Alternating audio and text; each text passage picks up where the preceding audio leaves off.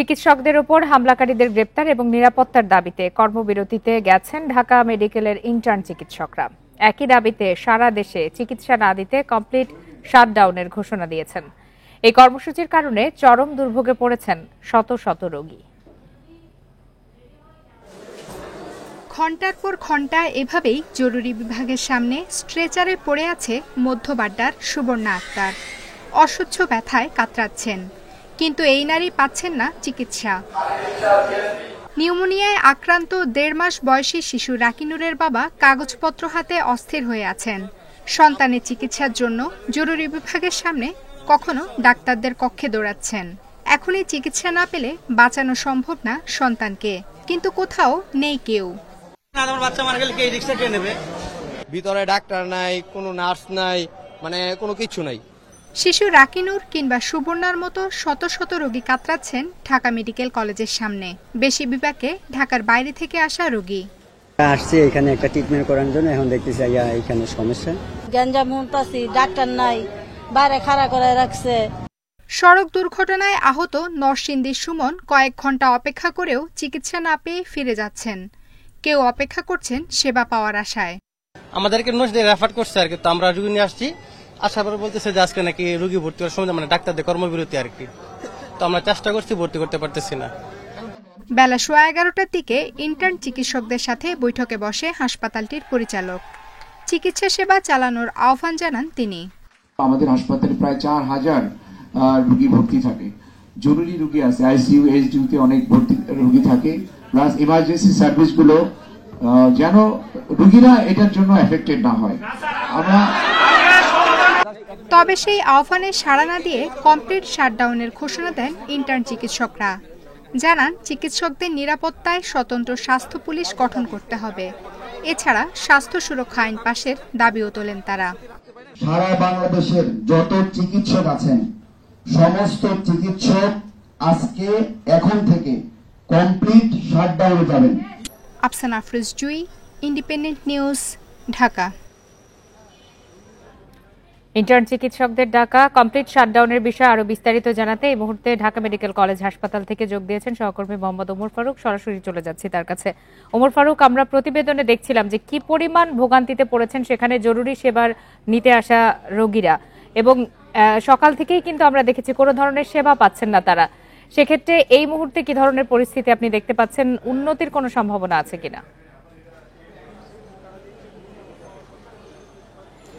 দেখুন, এখন পর্যন্ত আমি এই জায়গায় আসছি ঘণ্টাখানেক হবে। ঘণ্টাখানেকে অন্তত 40 থেকে 50টি রোগী সারা দেশ থেকে আসছে। আসার পর থেকে কিন্তু তারা কোনো ধরনের চিকিৎসা আসলে এখানে পাচ্ছেন। আমরা দেখতেই পাচ্ছেন যে এই সামনে প্রচুর রোগী রয়েছে এবং যারা এখানে ভর্তি অবস্থায় রয়েছে তাদেরও কিন্তু কোনো ধরনের তারা চিকিৎসা সেবা পাচ্ছে না। আমরা কয়েকজন ইন্টার্ন চিকিৎসকের সাথেও কথা বলার সুযোগ হয়েছে। তারা যে বিষয়টি বলছেন, তাদের যে দাবি দেওয়া রয়েছে সেই দাবি দেওয়া আসলে যতক্ষণ না তারা আসলে মানবেন এবং সরকারের পক্ষ থেকে, হাসপাতালের পক্ষ থেকে মানা হবে, ততক্ষণ পর্যন্ত আসলে তারা কমপ্লিট শাটডাউন যেটিকে বলা হয় সেটি রয়েছে। আমি কয়েকজন রোগীকে দেখেছি যারা শিশু যাদেরকে নিয়ে আসা হয়েছে এবং গর্ভবতী প্রসূতি নারীও নিয়ে আসা হয়েছে, তাদেরকে আসলে কোনো ধরনের চিকিৎসা আসলে এখানে দেওয়া হচ্ছে না। আমরা পুলিশের পক্ষ থেকেও তাদের সাথে কথা বলেছিলাম।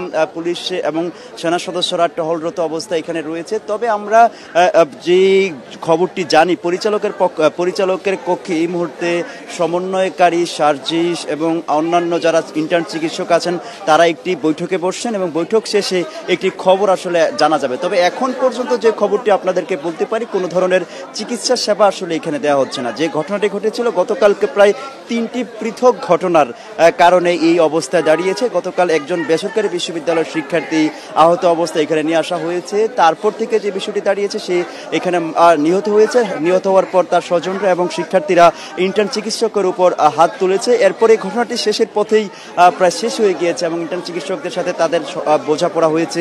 এরপর থেকে কিন্তু রাজধানীর আরেকটি জায়গায় একটি দুই পক্ষের সংঘর্ষ হয়েছে।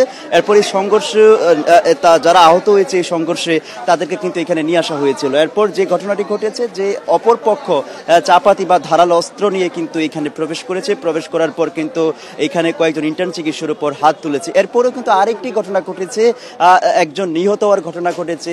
সেই নিহত হয়ে এখানে ভর্তি যে সেখানে যে কীটনাশক খেয়ে সে আত্মহত্যা করেছে এবং তাকে এখানে নিয়ে আসা হয়েছে। নিয়ে আসার পর কিন্তু তাকে সেইভাবে তাদের অভিযোগ আত্মীয় স্বজনের তাকে চিকিৎসা দেওয়া হয়নি। এরপর কিন্তু এই আত্মীয় স্বজনরা চিকিৎসকের উপর হাত তুলেছে। এরপর থেকে যে পৃথক তিনটি ঘটনার পর থেকেই তারা গতকাল রাতে সেখানে তারা কর্মবিরতি ঘোষণা করে এবং 24 ঘন্টার মধ্যে সবাইকে যারা এই ঘটনাগুলোর সাথে জড়িত তাদেরকে গ্রেপ্তারের বিষয়টি নিশ্চিত করার জন্য তারা কিন্তু আলটিমেটাম দিয়েছিল। এরপর সকাল থেকে এই আলটিমেটাম পরিবর্তন হয়েছে। তারপর স্বাস্থ্য সুরক্ষা আইন সহ বেশ কয়েকটি তারা দাবি তুলেছে এবং দাবি তোলার পর থেকে এখন যে ঘটনাটি ঘটেছে এখন পর্যন্ত কিন্তু তারা কেউই কিন্তু এইখানে কোনো ধরনের যারা এখানে চিকিৎসক রয়েছে তারা কোনো ধরনের চিকিৎসা সেবা দিচ্ছে না এবং যারা এখানে রোগী আসে তারা কিন্তু খুবই হয়রানির মধ্যে রয়েছেন এবং অনেকেই অন্যান্য হাসপাতাল যাচ্ছেন। তবে আপনাদের লাস্ট একটি তথ্য দিয়ে শেষ করছি, সেটি হচ্ছে রাজধানী সহ সারা দেশের বেশ কয়েকটি হাসপাতালেই কিন্তু কমপ্লিট শাটডাউন দেওয়া হয়েছে। এরপর থেকে রোগীদের মধ্যে ভোগান্তি কাজ করছে। এই ছিল আমার কাছে মেডিকেল কলেজ হাসপাতাল থেকে সবশেষ। জানাচ্ছিলেন সহকর্মী মোহাম্মদ ওমর ফারুক। কর্মবিরতি প্রত্যাহার করে চিকিৎসকদের অবিলম্বে কাজে ফেরার আহ্বান জানিয়েছেন স্বাস্থ্য উপদেষ্টা নূরজাহান বেগম। বিকালে সচিবালয়ে নিজ মন্ত্রণালয়ের সভাকক্ষে সংবাদ সম্মেলনে এই আহ্বান জানান উপদেষ্টা। এ সময় চিকিৎসকদের ওপর হামলার সাথে জড়িতদের সিসিটিভি ফুটেজ দেখে আইনের আওতায় আনার আশ্বাস দেন তিনি। নূরজাহান বেগম বলেন, কথায় কথায় চিকিৎসকদের ওপর হামলা মেনে নেওয়া যায় না। স্বাস্থ্য উপদেষ্টা জানান, হামলার ঘটনায় 2টি আলাদা তদন্ত কমিটি গঠন করা হয়েছে। সেসব কমিটির সুপারিশ বাস্তবায়ন করা হবে। শনিবার রাতে ঢাকা মেডিকেলে হামলায় জড়িতদের গ্রেপ্তার ও চিকিৎসকদের নিরাপত্তার দাবিতে রবিবার দেশের সব হাসপাতালে শাটডাউনের ঘোষণা দেন ইন্টার্ন চিকিৎসকরা। যদি কোনো গাফিলতি হয়ে থাকে তাহলে এটা আমরা সুষ্ঠু তদন্ত করব এবং তদন্তে যা হয় তাকে শাস্তি হবে। আর তেমনি আমার ডাক্তারদের আমি বলবো, তোমরা আমার সন্তানের মতো, তোমরা এই শাটডাউন তুলে নাও। মানুষের সেবা করার জন্য এসছো, এই সেবাটা দাও। নওগাঁ সদর জেনারেল হাসপাতালে আব্দুল জলিল হেমোডায়ালাইসিস ইউনিটে ভাঙচুর করেছে দুর্বৃত্তরা। সকালে হামলা চালিয়ে বিভিন্ন কক্ষ ভাঙচুর ও আলমারি থেকে টাকা লুটের ঘটনাও ঘটেছে। ইউনিটের রক্ষণাবেক্ষণকারী হায়াত মাহমুদ জানান, সকালে একজন রোগী পরিচ্ছন্নতা কর্মী সুমনকে অজ্ঞান ও ইউনিটের বিভিন্ন কক্ষে ভাঙচুর অবস্থায় দেখতে পান। পরে তাকে উদ্ধার করে হাসপাতালে ভর্তি করা হয়, তবে এখনও জ্ঞান ফেরেনি তার। এ সময় ওই ইউনিটের বিভিন্ন কক্ষ ভাঙচুর ও আলমারি ভেঙে প্রায় 40,000 টাকা নিয়ে গেছে দুর্বৃত্তরা। অভিযোগ পেলে তদন্ত করে আইনানুগ ব্যবস্থা নেওয়ার কথা জানিয়েছে পুলিশ।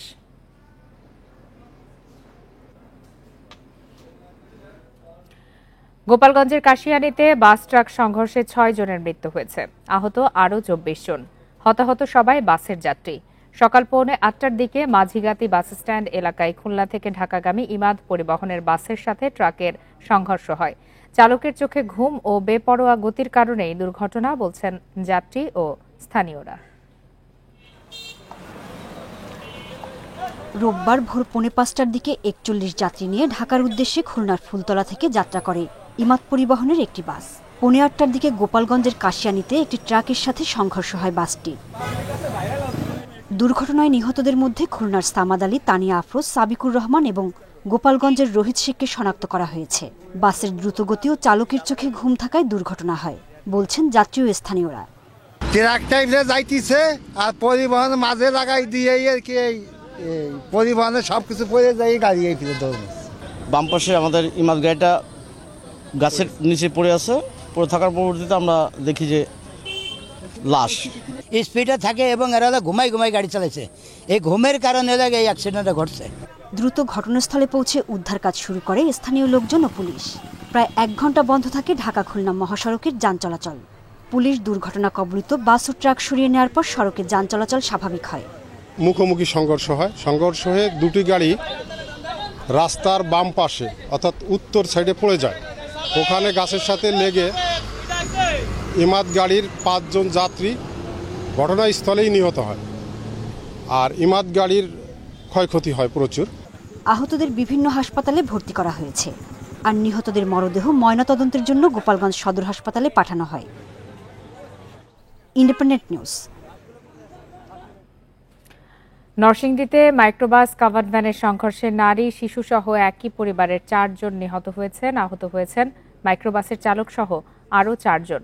গতরাতে সদর উপজেলায় এই দুর্ঘটনা ঘটে। ইমরান আহমেদ নামে এক ব্যক্তি পরিবারের সদস্যদের নিয়ে ঢাকায় আত্মীয়ের বাড়িতে বেড়াতে যান। বাড়ি ফেরার পথে ঢাকা সিলেট মহাসড়কে তাদের মাইক্রোবাসের সাথে কাভার্ড ভ্যানের সংঘর্ষ হয়। এতে ঘটনাস্থলে মাইক্রোবাসের 4 যাত্রী নিহত হন। গুরুতর আহত 4 জনকে উদ্ধার করে প্রাথমিক চিকিৎসা শেষে ঢাকা মেডিকেলে পাঠানো হয়েছে।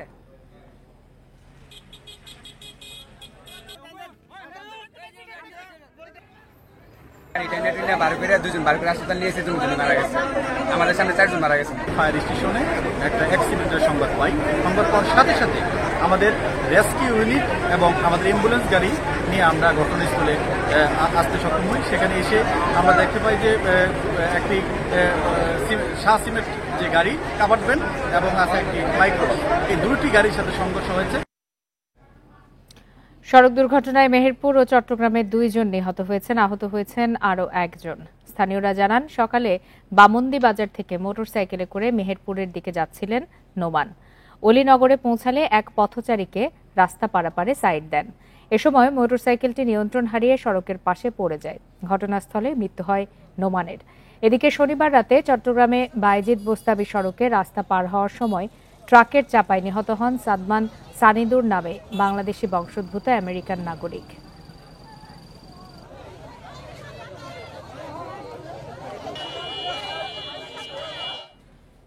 আপনারা আছেন সমগ্র বাংলাদেশে। সম্পূর্ণ অটোমেটেড মেশিনে তৈরি সাপোর্ট ফাইবার গ্লাস শীট, ব্যবসা এবার হবেই হিট। নোয়াখালী কুমিল্লা অঞ্চলের বেশিরভাগ বন্যা কবলিত এলাকায় পানি নামায় ঘরে ফিরছেন দুর্গতরা। তবে পানিতে নষ্ট হওয়া ঘরের আসবাবপত্র আর কাদা পরিষ্কারে দুর্ভোগ পোহাতে হচ্ছে তাদের। এদিকে দীর্ঘদিন পানিবন্দী থাকায় কাজে ফিরতে পারছেন না খেটে খাওয়া মানুষেরা। কুমিল্লায় গোমতী নদীর উজানে পানি নামতে শুরু করেছে। আশ্রয়কেন্দ্র থেকে অনেকে ঘরে ফিরলেও বন্যার পানিতে নষ্ট হয়েছে মেঝে আসবাবপত্র। এছাড়া বুড়িচং, ব্রাহ্মণপাড়া ও দেবিদ্বার উপজেলার অনেক বাড়িঘরে এখনো কুমোর পানি। আমার সব ফ্রিজ টিজ একটা 3 দিন নেই। পানির নিচে তো আমার অনেক কিছু, খাট, সুকিস, আলমারি। টানা 17 দিন ধরে পানিবন্দী নোয়াখালীর 8 উপজেলা এলাকায় বাড়ছে পানিবাহিত রোগের প্রকোপ।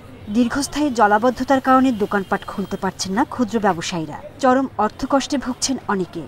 15 থেকে 16 দিন পানিবন্দী এবং ব্যবসা বাণিজ্য দোকানপাট খোলা খুব মুশকিল। লক্ষ্মীপুরে বন্যা পরিস্থিতির কিছুটা উন্নতি হলেও পানি নামছে ধীর গতিতে। রাস্তাঘাট, বাসাবাড়ি থেকে পানি না সরায় গত 2 দিনে আরও 18,000 মানুষ গেছেন আশ্রয়কেন্দ্রে। ত্রাণ না পাওয়ার অভিযোগও করেছেন অনেকে। যেভাবে পানি বন্যা একবার ঘরবাড়ি ডুবে গেছে, সেই হিসেবে পানি কমছে না। অনেক পানি এবং নিম্নাঞ্চলের আমাদের এলাকা থেকে উত্তরে মানুষ অনেক কষ্টে আছে।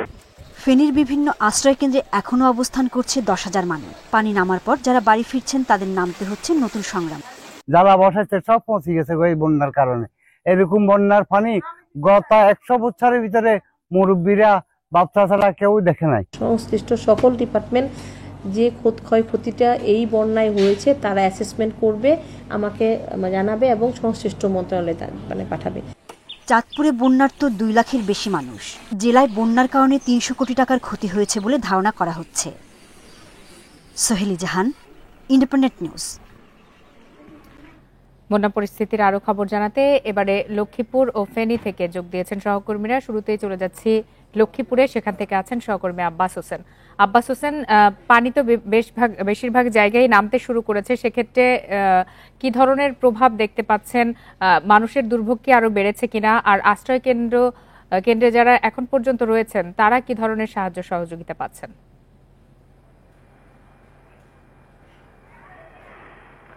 গত 3 দিন ধরে যেমন বৃষ্টি নাই, বৃষ্টি না থাকার কারণে যে পানি সেগুলা কিন্তু নামছে, তবে নামলেও কিন্তু সেটি একদম ধীরগতিতে নামছে।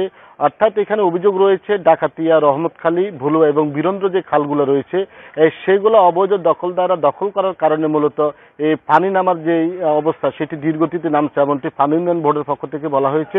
ইতিমধ্যে প্রশাসন এইসব খাল অপসারণের যে নেমেছেন এবং ইতিমধ্যে কয়েকটি বাঁধও তারা কেটেছেন, পানি যেন দ্রুত সময়ের মধ্যে অপসারণ করা যায় সেই ধরনের ব্যবস্থার কথা বলছেন।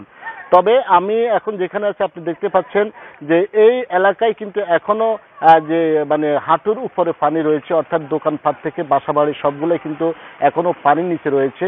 একই অবস্থা কিন্তু আমরা লক্ষ্মীপুর সদরে যে পূর্ব অঞ্চল রয়েছে অর্থাৎ মান্দারি, দিগুলি, কুশাখালী, সরসাই, চন্দ্রগঞ্জ এবং দত্তপাড়া, দালাল বাজার, বশিকপুর সহ যে এইসব লাহারকান্দি এসব ইউনিয়ন কিন্তু এখনো পানিবন্দী রয়েছে। এর মধ্যে কিন্তু আমরা বেশিরভাগ যে 5টি উপজেলা রয়েছে, 4টি পৌরসভা রয়েছে, এসব জায়গায় কিন্তু 58টি ইউনিয়নের অনেক এলাকা থেকে কিন্তু পানি নামছে, রাস্তাঘাট থেকে পানি নামছে, কিন্তু বাসাবাড়ি থেকে এখন পর্যন্ত পানি তেমন নামেনি। তবে গত 3 দিনে 2 থেকে 2.5 ফুট পানি নেমেছে। তবে যদি এটি আরো এবার বৃষ্টি না হয় এবং যদি খাল যেগুলো পরিষ্কার করা হয় তাহলে দ্রুত সময়ের মধ্যে পানি নেমে যাবে এমনটি আশা করছেন। তবে মানুষের যে দুর্ভোগ সেটি এখন পর্যন্ত আছে, দুর্ভোগের কিন্তু কমতি নেই। প্রায় 10 লাখ মানুষ এখনো পানিবন্দী রয়েছেন এই 5টি উপজেলা এবং 4টি পৌরসভায়। এর মধ্যে কিন্তু আমরা দেখেছি নতুন করে আশ্রয় কেন্দ্রে কিন্তু আরো 18,331 জন লোক উঠেছেন এবং এটি আমাকে যে জেলা ত্রাণ ও পুনর্বাসন কর্মকর্তা ইউনুস মিয়া আমাকে এটি জানিয়েছেন। তবে এখন পর্যন্ত প্রায় 50,000 মানুষ কিন্তু আশ্রয় কেন্দ্রে আশ্রয় নিয়েছে। এর মধ্যে অনেকে আবার আত্মীয় স্বজনের বাড়িতে আশ্রয় নিয়েছে। এখন পর্যন্ত কেউ কিন্তু তারা বাসায় কিন্তু এখন পর্যন্ত ফিরেনি কোনো আশ্রয় কেন্দ্র থেকে, এমনটি আমরা নিশ্চিত হতে পেরেছি। তবে এর মধ্যে যে আশ্রয় কেন্দ্রগুলো রয়েছে বা যারা পানিবন্দী রয়েছে সব জায়গায় কিন্তু সরকারিভাবে বা বেসরকারিভাবে বিভিন্ন স্বেচ্ছাসেবী সংগঠন থেকে শুরু করে সব জায়গা থেকে কিন্তু আমরা দেখেছি ত্রাণ কিন্তু পৌঁছাচ্ছে যে সেটি পর্যাপ্ত নয় এমনটি বলছেন। তবে এবার আমরা দেখি যে পর্যাপ্ত পরিমাণ ত্রাণ এসেছে লক্ষ্মীপুরে, ত্রাণগুলো যেন সঠিকভাবে বন্টন করা হয় সে ধরনের ব্যবস্থার কথা বলছেন জেলা প্রশাসক। তবে আমরা দেখছি বিভিন্ন স্বেচ্ছাসেবী সংগঠনগুলো তারা নিজে এবং স্বয়ং প্রত্যেকটি মানুষের ঘরে ঘরে যাচ্ছেন, প্রত্যেকটি মানুষের বাড়ি বাড়ি যাচ্ছেন। এর মধ্যে কিন্তু যে বিভিন্ন রাজনৈতিক দল রয়েছে যেমন বিএনপি, জামাতের লোকজনও তারাও কিন্তু বিভিন্ন জায়গায় ত্রাণ দিচ্ছেন। আজকেও কিন্তু আমরা দেখেছি লিবারাল ডেমোক্রেটিক পার্টির নেতা যে এলডিপি যিনি অবসরপ্রাপ্ত কর্নেল অলি আহমেদ তিনিও আজকে লক্ষ্মীপুরে এসেছেন বিভিন্ন দুর্গত মানুষের সহায়তা অব্যাহত রয়েছে। জি আব্বাস হোসেন, আপনি আমাদের সাথেই থাকুন। এবার একটু জেনে আসি ফেনীর পরিস্থিতি। ফেনী থেকে আছেন সহকর্মী সমীর উদ্দিন। সমীর উদ্দিন, আমরা আপনার মাধ্যমে ঘন্টা দুয়েক আগেও দেখেছি যে পানি নামার ফলে নতুন দুর্ভোগ তৈরি হয়েছে, অনেকের বাড়িঘর ধসে গেছে, কিন্তু তারা এখনো পর্যন্ত কোনো ধরনের সহায়তা পাননি বলে অভিযোগ করেছেন। সার্বিক বিষয় নিয়ে বিস্তারিত জানাবেন।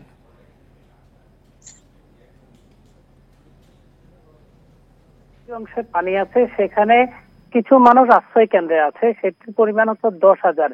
এর বাইরে 20,000 মানুষ পানিবন্দী আছে বলে আমাদেরকে উপজেলা নির্বাহী কর্মকর্তা জানিয়েছেন। তা আমি এই মুহূর্তে আছি হচ্ছে ফেনী সদর উপজেলার ধর্মপুর ইউনিয়নের জোয়ার কাছাল এলাকায়।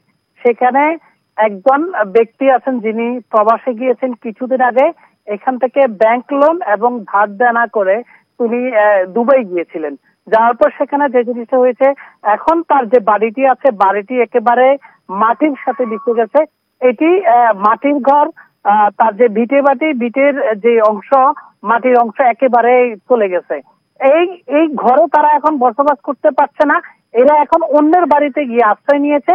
সেখান থেকে এসে দেখে তার বাড়ি ঘরের অবস্থা খুবই খারাপ, এখন তাদের জীবন দুর্বিষহ অবস্থায় আছে। এটি কি এনায়েতুল্লাহ সাহেব বাড়ি।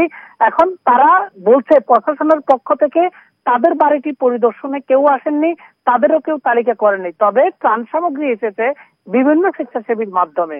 আমরা এর বাইরেও দেখেছি ফুলগাজী, ছাগলাইয়া, সোনাগাছি এবং যে সদর উপজেলার বেশ কয়েকটি গ্রামে এইভাবে করে অনেকের বাড়িঘর এখন মাটির সাথে মিশেছে। অনেকের বাড়ি আবার আছে কিন্তু জোয়ারের পানি অথবা বন্যার যে পানির সাথে মাটি গিয়ে তাদের ঘর ডুবে আছে। এই ঘর থেকে মাটিগুলো সরাতে তাদের অবস্থা শেষ, সেখানে বসবাস করার উপযোগী নাই। এর বাইরেও আমি ধর্মপুরের একটি বাড়িতে এসেছি, তাদের বাড়িটি টিনের ঘর, নিচে কিন্তু মাটির ভিটে, সেখানে মাটি কিন্তু দেবে গেছে প্রায় 1 থেকে 2 ফুট নিচে। সেখানে তাদের ঘরে যে আসবাবপত্র আছে আসবাবপত্রগুলো মাটির নিচে গেছে, সেখানে আসবাবপত্র ভিজে তাদের যে চাল ডাল তেল যে সমস্ত জিনিসগুলো আছিল খাবারের, সেই খাবারগুলো চলে গেছে। প্রেক্ষিতে তারা এখন রান্না করে খাবে এই পরিস্থিতি নাই, কারণ তাদের যে মাটির চুলোটা আছে মাটির চুলাটাও বন্যায় ভাসিয়ে নিয়ে গেছে। নতুন করে আসলে মাটির চুলা তৈরি করতে, ঘরের পরিবেশ তৈরি করতে বেশ খানিক তাদের সময় লাগবে। তবে তাদের দাবি জেলা প্রশাসনের বিপর্যস্ত অবস্থা, এগুলো কাটিয়ে উঠতে বেশ খানিকটা সময় লেগে যাবে যেটি মনে হচ্ছে। ফেনী এবং লক্ষ্মীপুর থেকে বন্যার সর্বশেষ পরিস্থিতি জানাচ্ছিলেন সহকর্মীরা। এদিকে লক্ষ্মীপুরে ধীরে নামছে বন্যার পানি। এক সপ্তাহের বেশি দূষিত পানি ভেঙে দৈনন্দিন কাজ করছে মানুষ। আশ্রয় কেন্দ্রেও বিশুদ্ধ পানির তীব্র সংকট, এতে বাড়ছে ডায়রিয়া, চর্মরোগ, নিউমোনিয়া সহ বিভিন্ন রোগ। সিভিল সার্জন বলছেন স্বাস্থ্য ঝুঁকি কমাতে এরই মধ্যে ৬৬টি মেডিকেল টিম কাজ শুরু করেছে। আন্তঃসীমান্ত নদীগুলোয় উজানের ঢল অনেকটাই কমেছে, তবে বন্যা থেকে লক্ষ্মীপুরের মানুষের নিস্তার মেলেনি এখনো। ৫ উপজেলার ৫৮ ইউনিয়নে ১০ লাখ বাসিন্দা পানিবন্দী। ধীরগতিতে পানি নামায় বিপাকে মানুষ।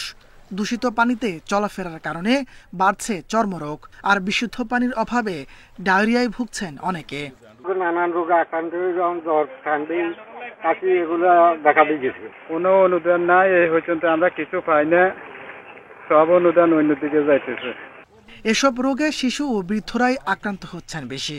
এদিকে ১৮৮টি আশ্রয়কেন্দ্রে থাকা ৩০,০০০-এর বেশি পরিবারের জন্য পানি বিশুদ্ধ করার ট্যাবলেটের সংকট রয়েছে। এতে এসব জায়গায়ও নানা রোগে ভুগছেন মানুষ। এখানে কোনো ওষুধপাতির ব্যবস্থা নাই, না থাকার কারণে বিভিন্নভাবে মানুষ হয়রানি ভুগছে।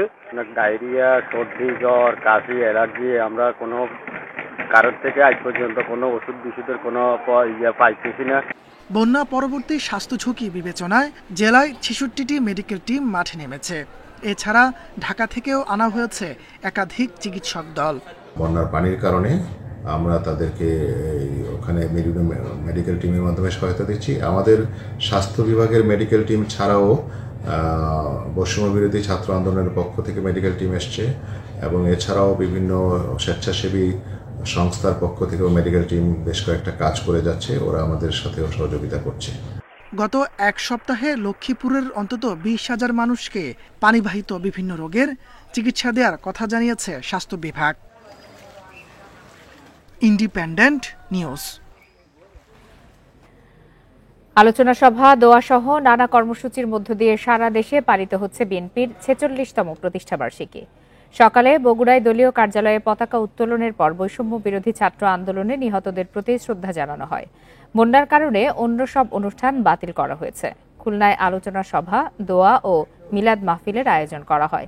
নাটোরে বিএনপির প্রতিষ্ঠা বার্ষিকীর অনুষ্ঠানে যোগ দেন বিএনপির কেন্দ্রীয় নির্বাহী কমিটির সদস্য রুহুল কুদ্দুস তালুকদার দুলু। এছাড়া বরিশাল, পাবনা, জয়পুরহাট, নড়াইল সহ বিভিন্ন স্থানে পালিত হচ্ছে বিএনপির প্রতিষ্ঠা বার্ষিকী। বিএনপির নাম দিয়ে যদি কেউ গ্রামে গ্রামে, ওয়ার্ডে ওয়ার্ডে বিভিন্ন এলাকা চাঁদাবাজি করার চেষ্টা করে, ইতিপূর্বে আমরা দুই একজনকে বহিষ্কার করেছি, কিন্তু দলের বিরুদ্ধে দলের ভাবমূর্তি নষ্ট হতে পারে এরকম কর্মকাণ্ড যদি কেউ করে, তাদেরকে কিন্তু আমরা তাদের বিরুদ্ধে ব্যবস্থা গ্রহণ করব। সংস্কার না করে নির্বাচন দিলে সেটি অর্থবহ হবে না বলে মন্তব্য করেছেন জামায়াতে ইসলামের আমির ডাক্তার শফিকুর রহমান। দুপুরে কুষ্টিয়ায় কুমারখালীতে বৈষম্য বিরোধী ছাত্র আন্দোলনে শহীদ পরিবারের সদস্যদের সাথে মত বিনিময় ও আর্থিক সহায়তা প্রদান শেষে কথা বলেন তিনি। জানান, সুন্দর দেশ গড়তে এবং গণতান্ত্রিক পদ্ধতি চালু করতে যতটুকু সময় লাগবে অন্তর্বর্তী সরকারকে ততটুকুই সময় দেয়া হবে। এর আগে সকালে ফরিদপুরের মুন্সিবাজার বাইপাস এলাকায় যাত্রা বিরতি করেন জামায়াতের আমির। এ সময় দুর্গাপূজাকে কেন্দ্র করে কোনো দুষ্কৃতকারী যাতে সমাজের শান্তি শৃঙ্খলা নষ্ট করতে না পারে সে ব্যাপারে সবাইকে সজাগ থাকার আহ্বান জানান।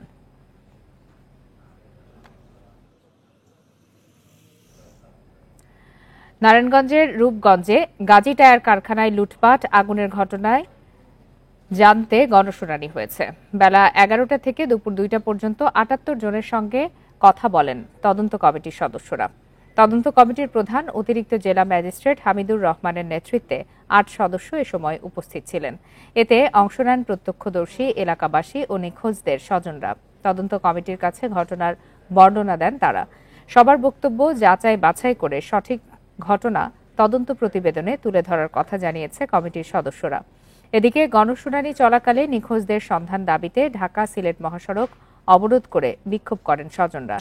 পরে সেনাবাহিনী ও বিজিবি তাদের সরিয়ে দিলে স্বাভাবিক হয় যান চলাচল। 25 আগস্ট গাজী টায়ার কারখানায় লুটপাট ও আগুন দেয়া হয়। এ ঘটনায় 175 জন নিখোঁজ বলে দাবি স্বজনদের। এবং যারা প্রত্যক্ষদর্শী ছিলেন আশেপাশে তাদের বক্তব্য শুনেছি। আমরা এখানকার যারা ম্যানেজমেন্টের দায়িত্বে আছেন ওনাদের বক্তব্য শুনেছি। তো এই সব কিছু বিষয় বিবেচনা করে আমরা আমাদের রিপোর্টটা তৈরি করব। পুলিশের ডিআইজি, অতিরিক্ত ডিআইজি ও পুলিশ সুপার পদমর্যাদার 83 জন কর্মকর্তাকে বিভিন্ন ইউনিটে পদায়ন করা হয়েছে। রবিবার রাষ্ট্রপতির আদেশক্রমে স্বরাষ্ট্র মন্ত্রণালয়ের জননিরাপত্তা বিভাগের উপসচিব মোহাম্মদ মাহবুর রহমান শেখ স্বাক্ষরিত পৃথক প্রজ্ঞাপনে এই পদায়ন করা হয়।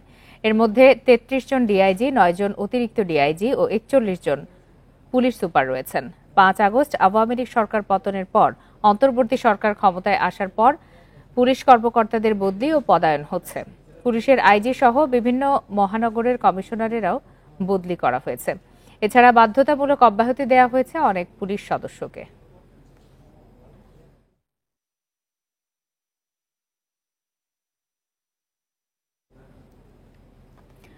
চট্টগ্রামে চোর সন্দেহে এক যুবককে পিটিয়ে হত্যার অভিযোগ উঠেছে। সকালে চট্টগ্রাম মেডিকেল কলেজ হাসপাতালের গোল চত্বরের সামনে এই ঘটনা ঘটে। পুলিশ জানায় সকাল 9টার দিকে মোবাইল চুরির অভিযোগে এক যুবককে গণপিটুনি দেয় স্থানীয়রা। এ সময় পুলিশের একটি টিম গেলেও তাতে বাধা দেয় মারধরকারীরা। পরে মৃত অবস্থায় ওই যুবককে জরুরি বিভাগে ফেলে চলে যায় তারা। বর্তমানে তার মরদেহ হাসপাতালের মর্গে রাখা আছে বলে জানিয়েছে হাসপাতাল কর্তৃপক্ষ।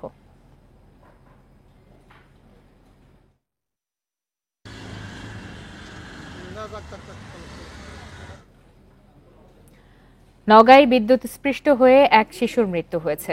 এ ঘটনার প্রতিবাদে বিদ্যুৎ অফিসের সামনে বিক্ষোভ করেন স্থানীয়রা। পুলিশ জানায় 8:30টার দিকে প্রাইভেট শেষ করে বাড়ি ফিরছিল সদর উপজেলার দোগাছি গ্রামের শিশু তৌহিদ হোসেন। এ সময় ধানের খেতে মাছ ভেসে থাকতে দেখে ধরতে যায় সে। ওই ক্ষেতের জমিতে বিদ্যুতের লাইন টানা ছিল। এ সময় পানিতে হাত দিলে বিদ্যুতায়িত হয়ে ঘটনাস্থলেই শিশুটি মারা যায়। পরে বিদ্যুৎ অফিসের সামনে দায়ীদের বিচার দাবিতে বিক্ষোভ করেন এলাকাবাসী।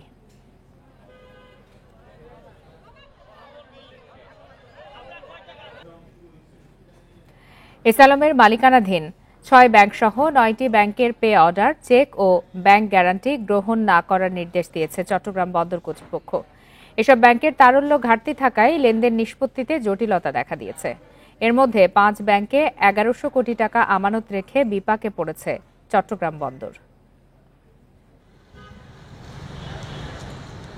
সাম্প্রতিক অস্থিতিশীল পরিস্থিতিতে আমানত সুরক্ষিত এবং উন্নয়ন প্রকল্পের ক্রয় স্বাভাবিক রাখতে এসালম গ্রুপ সংশ্লিষ্ট গ্লোবাল ইসলামী ব্যাংক, ফার্স্ট সিকিউরিটি ইসলামী ব্যাংক, সোশ্যাল ইসলামী ব্যাংক এবং ইউনিয়ন ব্যাংক থেকে গচ্ছিত টাকা নগদায়নের উদ্যোগ নেয় চট্টগ্রাম বন্দর।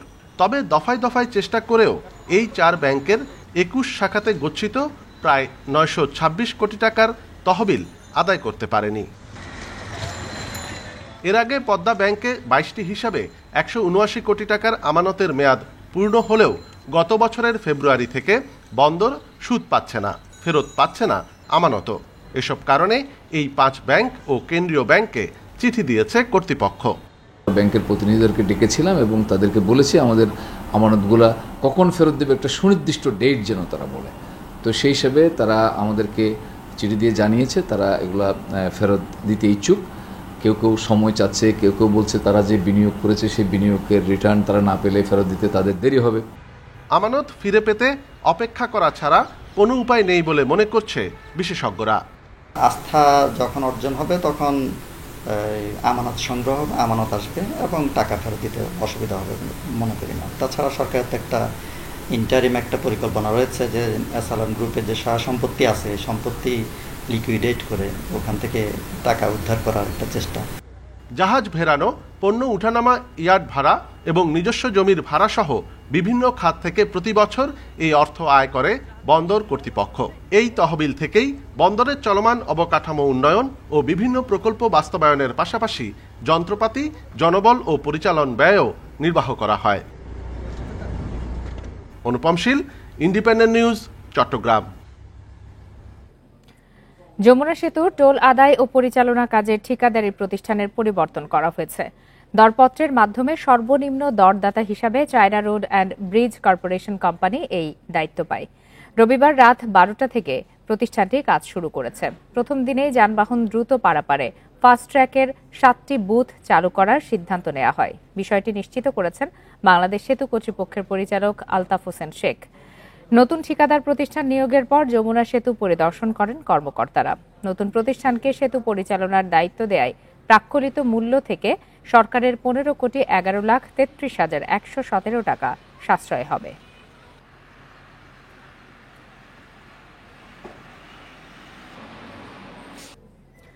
খাগড়াছড়ির দীঘিনালা সরকারি ডিগ্রি কলেজের হিসাব শাখার কক্ষে আগুন লাগার ঘটনা তদন্তে কমিটি গঠন করা হয়েছে।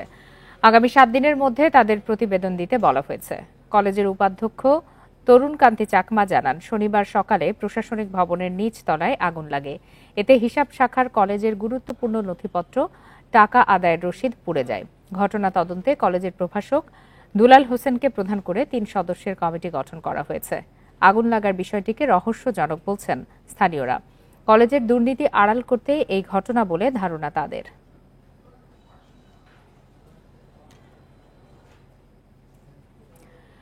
নাটোর সদর উপজেলায় মাদ্রাসা অধ্যক্ষর কাছে চাঁদা দাবি ও প্রাণনাশের হুমকির প্রতিবাদে মানববন্ধন কর্মসূচি পালন করেছেন শিক্ষার্থী ও এলাকাবাসী। সকালে হয়বতপুর গোলাম ইয়াসিনিয়া ফাজিল মাদ্রাসা চত্বরে এই কর্মসূচি পালন করা হয়। এ সময় বক্তারা বলেন, গত 27 আগস্ট দুপুরে মাদ্রাসা অধ্যক্ষের রুমে প্রবেশ করে 10 লাখ টাকা চাঁদা দাবি করে সন্ত্রাসীরা। টাকা না পেলে প্রাণনাশের হুমকি দেওয়া হয়। এ ঘটনার নিন্দা জানিয়ে দোষীদের বিচারের দাবি জানান তারা।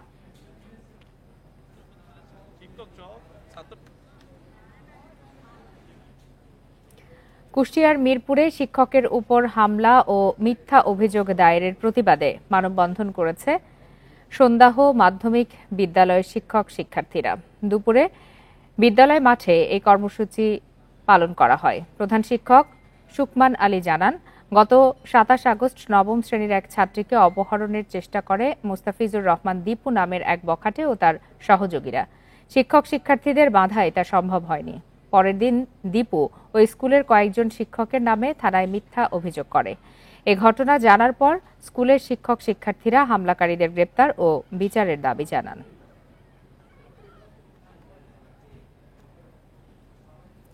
দীর্ঘ 3 মাস বন্ধের পর খুলে দেওয়া হয়েছে সুন্দরবন। প্রথম দিনে স্বল্প সংখ্যক পর্যটক আসলেও মাছ ও কাঁকড়া ধরার জন্য সুন্দরবনে প্রবেশ করেছেন কমপক্ষে 20,000 জেলে। রবিবার সকাল থেকে দেশের বিভিন্ন প্রান্ত থেকে পর্যটকরা আসেন সুন্দরবনে। তাদের নিরাপত্তা দিতে ব্যবস্থা নিয়েছে বন বিভাগ। বন বিভাগের অনুমতি নিয়ে সুন্দরবনে প্রবেশ করতে পারবেন পর্যটকরা। মৎস্য প্রজাতির প্রজনন মৌসুম হওয়ায় 1 জুন থেকে 31 আগস্ট পর্যন্ত সুন্দরবনের সব নদী খালে মাছ ধরা নিষিদ্ধ করা হয়। এছাড়া নিষিদ্ধ করা হয় সব ধরনের পর্যটন। এতে বেকার হয়ে পড়েন সাতক্ষীরার উপকূলীয় এলাকার প্রায় 50,000 মানুষ। আবার এই আজ থেকে আমাদের পারমিশন দিয়েছে, তাই আবার নতুন করে সবাই বোট গোছাচ্ছি। আমরা বোট গুছিয়ে 3 মাস দীর্ঘদিন বসেছিলাম, তো অনেক কষ্টে গেছে, তবে এখন আনন্দ হচ্ছে। আমাদের রাস্তাঘাট শ্যামনগর থেকে রাস্তাটা খুবই খারাপ। যদি একটু রাস্তাটা সংস্কার হয়, রাস্তা ভালো থাকে, তাহলে আমরা আগামীতে অনেক টুরিস্ট আশা রাখি যে পাবো। গাজীপুরের টঙ্গীতে 11 দফা দাবিতে পিপলস সিরামিক্স ইন্ডাস্ট্রির নামে একটি প্রতিষ্ঠানে বিক্ষোভ করেছেন শ্রমিকরা। সকালে কারখানার সামনে ঢাকা ময়মনসিংহ মহাসড়ক অবরোধ করেন তারা। পুলিশ জানায়, শ্রমিকরা মহাসড়কে অবস্থান নিলে বিআরটি ফ্লাইওভার সহ মহাসড়কে যান চলাচল বন্ধ হয়ে যায়। এতে ভোগান্তিতে পড়েন যাত্রীরা। শ্রমিকরা বলছেন, 9 বছর ধরে তারা বৈষম্যের শিকার হচ্ছেন। এখন পর্যন্ত 2015 সালের মজুরি কমিশন কার্যকর করেনি কারখানা কর্তৃপক্ষ। নারী শ্রমিকদের দেয়া হয় না কোনো মাতৃত্বকালীন ছুটি।